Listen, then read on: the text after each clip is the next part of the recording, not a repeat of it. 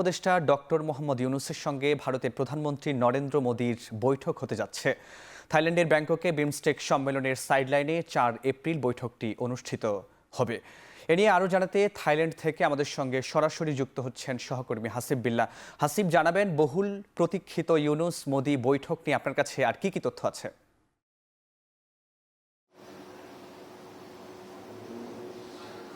ফরহাদ, আপনি বলছিলেন বহুল প্রতীক্ষিত একটি বৈঠক। আসলে এটি অবশ্যই বাংলাদেশের তরফ থেকে ভারতকে আমন্ত্রণ জানানো হয়েছিল এর আগেও, যে দুই সরকার প্রধানের বৈঠক হবার ব্যাপারটি নিয়ে, এবং সেটি কিন্তু এতদিনও ইতিবাচক কোনো সাড়া মেলেনি। অবশেষে বিমস্টেক সম্মেলন শুরু হলো আজকে থাইল্যান্ডে, এবং থাইল্যান্ডের ব্যাংককে আজকে যে হোটেলে আমি দাঁড়িয়ে রয়েছি সেই হোটেলে আজকে প্রথমে সচিব পর্যায়ের বৈঠক হয়েছে। আমরা পররাষ্ট্র সচিবের কাছে জানতে চেয়েছিলাম আসলে বৈঠকের অগ্রগতি কতদূর। তিনি দুপুরেও জানিয়েছিলেন যে ভারতের পক্ষ থেকে একটি ইতিবাচক সাড়া মিলেছে, এবং পরে আমরা বিকেলে জানতে পারি যে ভারত এবং বাংলাদেশের এই দুই সরকার প্রধানের বৈঠকটি হচ্ছে আগামী ৪ এপ্রিল শুক্রবার বিকেল ৩টার দিকে। অর্থাৎ বিমস্টেক সম্মেলন হবে ৪ তারিখ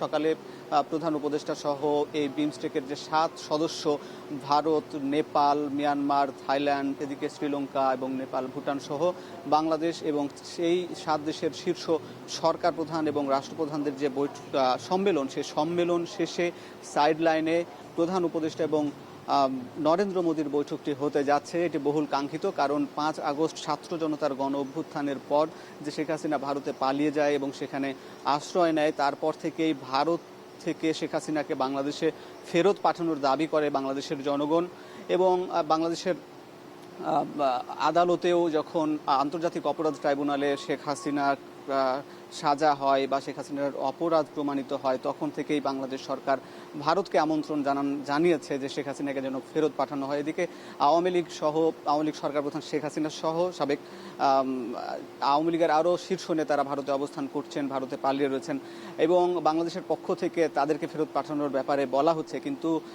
ভারত সেভাবে সাড়া দেয়নি। এখন প্রধান উপদেষ্টার সঙ্গে ডক্টর ইউনূসের সঙ্গে এই নরেন্দ্র মোদীর বৈঠকে সেই শেখ হাসিনাকে ফেরত পাঠানোর ব্যাপারটি আলোচনা আসবে কিনা, এবং বাণিজ্য এবং দুই দেশের যে টানাপোড়েন চলছে, রাজনৈতিক অস্থিরতা চলছে, সেটা আসলে কতটা কাটিয়ে উঠবে, এটি এখন আন্তর্জাতিক ভাবে একটি আলোচনায় তৈরি হয়েছে, এবং রাজনৈতিক বিশ্লেষকরা মনে করছেন এই পরিবর্তিত পরিস্থিতির পর বাংলাদেশ ভারত সরকার প্রধানের এই বৈঠক খুবই তাৎপর্যপূর্ণ। এ ছিল ফরহাদ, থাইল্যান্ড থেকে সবশেষ খবর।